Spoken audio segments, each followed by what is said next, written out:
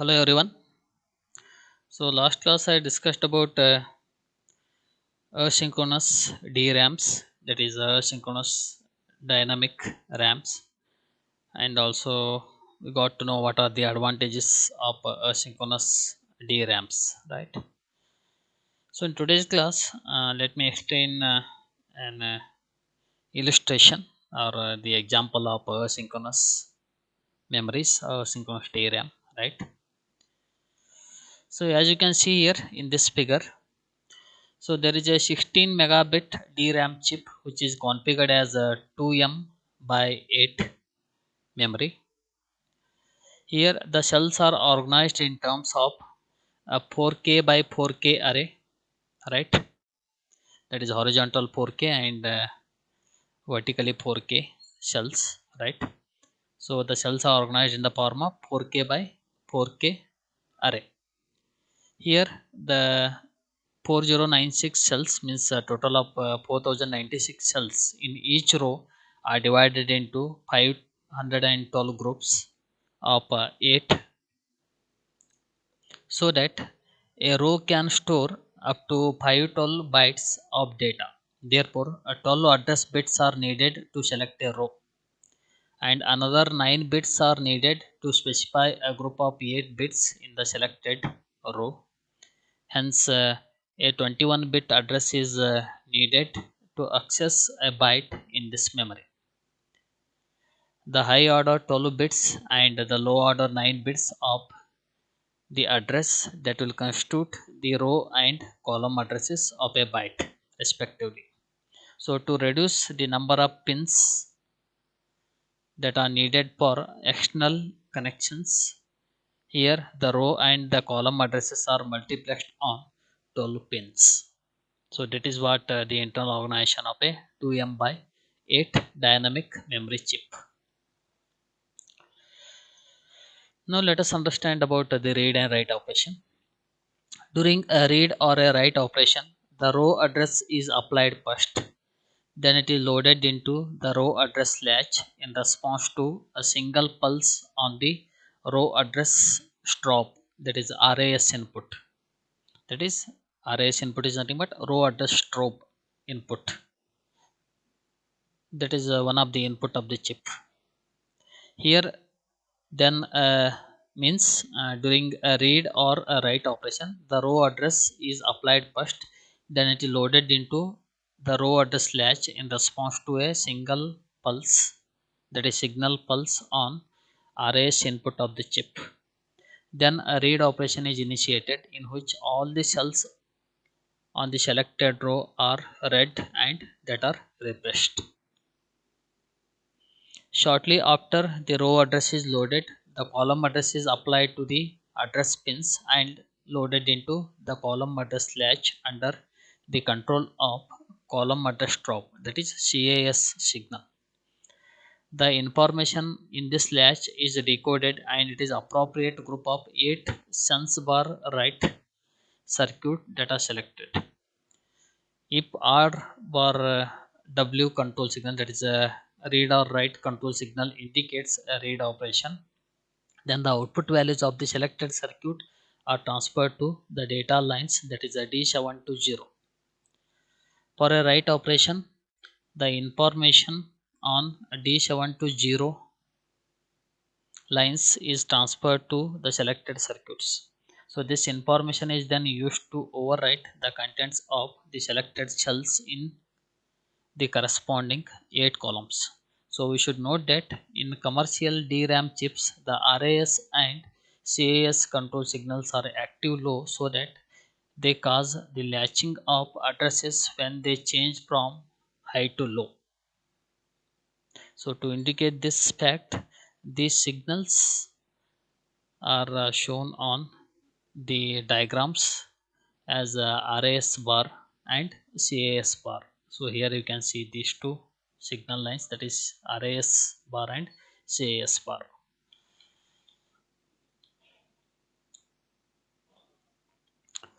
So applying a row address, it causes all the cells on the corresponding row to be read and refreshed during both read and write operations. So to ensure that the contents of a DRAM are maintained, where each row of cells must be accessed periodically. Here, a refresh circuit usually performs this function automatically, so that many dynamic memory chips incorporate a refresh facility within the chips themselves. So, in this case, a dynamic nature of these memory chips is almost invisible to the user.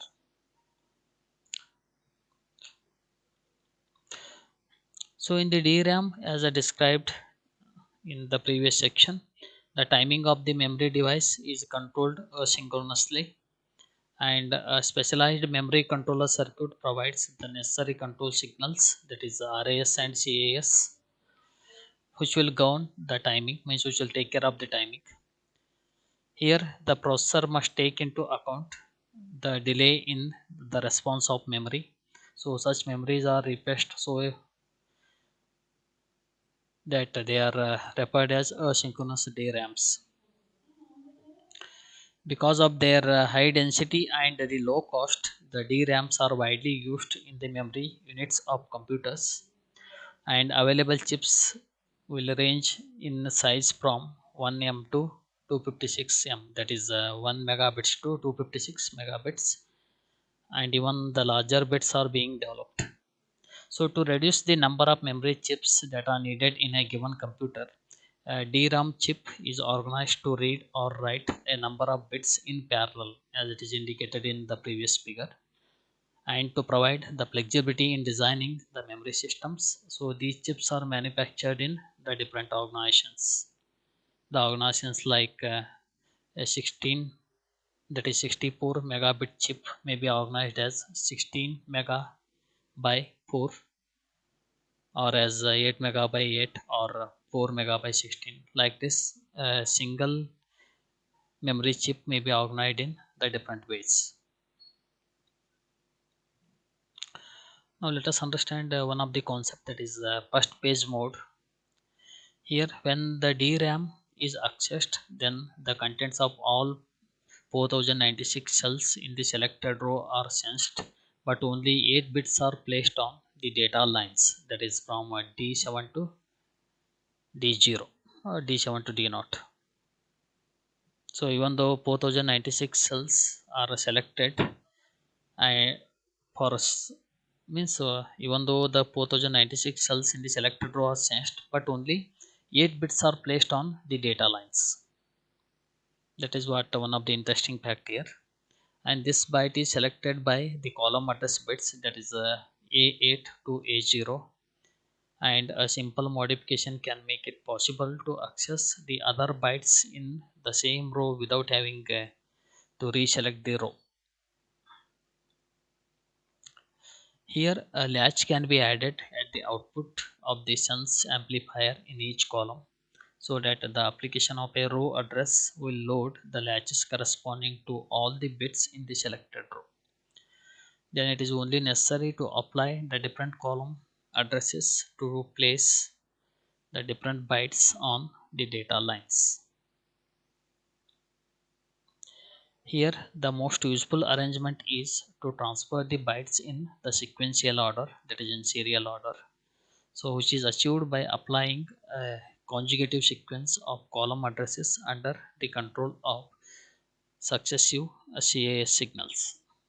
So this scheme allows transferring a block of data at a much faster rate than that can be achieved for the transfer involving the random addresses. That is what an advantage of adding the sequence addresses, that is serial addresses, where you can achieve the faster data transfer rate.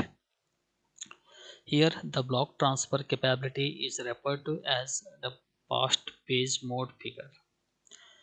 The faster rate which is attained in the block transfer that can be exploited in the applications in which the memory addresses that follow the regular patterns, such as in the graphics terminals, in graphics applications and all. So this feature is also beneficial in the general purpose computers for transferring the data blocks between the main memory and the cache memory. So this is about the asynchronous DRAMs, that is asynchronous dynamic RAMs. In the next section, so now I am going to discuss the synchronous DRAMs, that is synchronous dynamic RAMs. So the more recent developments in the memory technology have resulted in the DRAMs whose operation is directly synchronized with a clock signal. So such memories are commonly known as synchronous DRAMs. As you can see in this figure, so this figure indicates the structure of a synchronous DRAM. Here the shell array is same as in the asynchronous DRAMs, and the address and the data connections are buffered by means of the registers. Here we should particularly note that the output of each shunt amplifier is connected to a latch. Hence, a read operation causes the contents of all the cells in the selected row to be loaded into these latches. But if an access is made for refreshing purpose only, and it will not change the contents of these latches, and it will also replace the contents of all the cells. Hence, the data held in the latches that will correspond to the selected columns, and the data are transferred into the data output register, thus it becoming the available on the data output pins. Here synchronous DRAMs, that is SDRAMs, have the different modes of operation which can be selected by writing the control information into a mode register. For example, here the burst operation of different lengths can be specified. The burst operation use the block transfer capability which is described above as fast phase mode feature.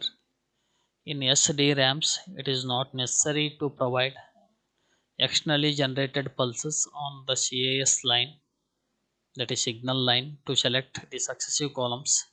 The necessary control signals are provided internally by using a column counter and the clock signal. Here, the new data can be placed on the data lines in each clock cycle, and all the actions are triggered by the rising edge of the clock or rising edge of the clock pulse. So in this figure, as you can see, the timing diagram for a typical burst read of length 4. Here first the row address is latched under the control of RAS signal. Then the memory typically takes 2 to 3 clock cycles to activate the selected row. Then the column address is latched under the control of CAS signal, that is the CAS control signal. After a delay of 1 clock cycle, the first set of data bits is placed on the data lines. Then SDRAM, it automatically increments the column address to access the next 3 sets of bits in the selected row, which are placed on the data lines in the next 3 clock cycles.